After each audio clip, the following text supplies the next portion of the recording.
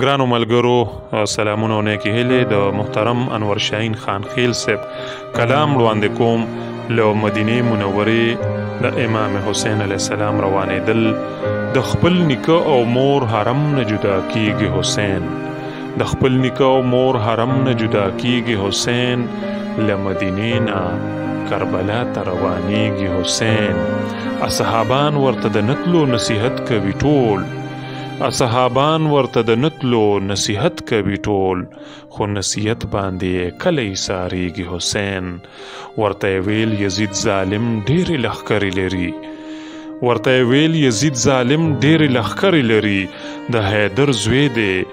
له ظالم کله یریږي حسین ورته ویل زه خو بیبیانې ماشومان مه بوځه ورته ویل چې زه خو بیبیانې ماشومان مه بوځه ویل یې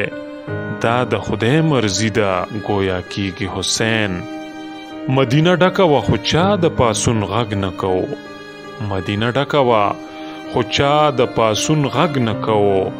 آل و عیال څو پیروکار سره کوچیږي حسین د ګفتار ډیر او د کردار پکې بس دا کسانو د ګفتار ډیر او د کردار پکې بس دا کسانو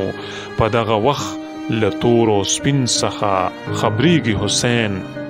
د مدینې د ریاستو دا حالت جوړ شوی د مدینې د ریاستو دا حالت جوړ شوی د مسلمان دی بې حیثیته حیرانېږي حسین د کوفې خلک بې وفا و دی کې شک نشته دی د کوفې خلک بے وفا و دے کې شک نشته دی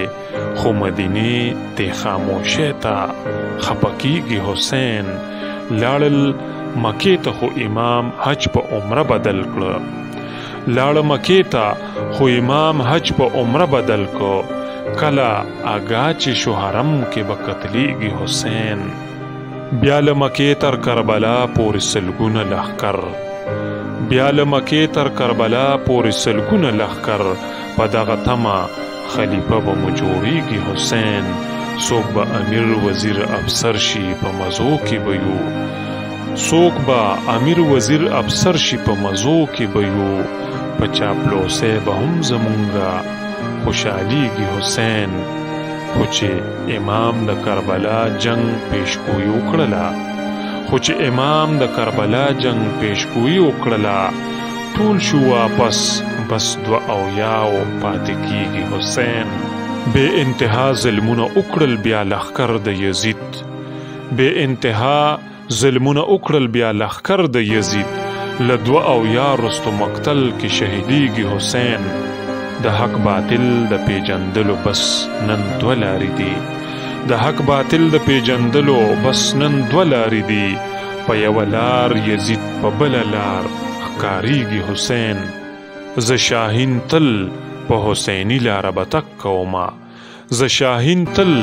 په حسیني لاره به تک کومه دواړو جهانو کې شابي به مې جوړیږي حسین د خپل نیکه او مور حرم نه جدا کیږي